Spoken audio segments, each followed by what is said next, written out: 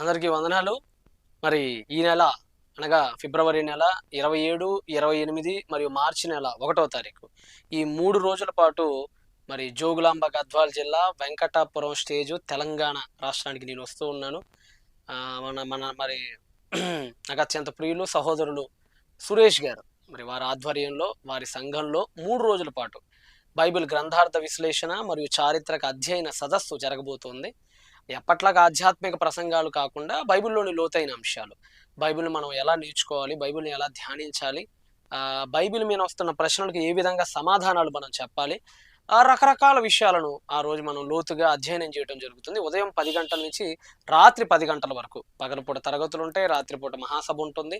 కనుక జోగులాంబ గద్వాల ప్రజలందరికీ గూడా ఇదొక మంచి సువర్ణావకాశం. కనుక ఖచ్చితంగా మీరందరూ రండి. దేవుని యొక్క మహాజ్ఞానాన్ని నేర్చుకోండి. అయితే దీనికి ఎంట్రీ ఫీజు నియమించడం జరిగింది. మరి దాని తాలూకా వివరాలు మీకు పోస్టర్ రూపంలో వస్తున్నాయి.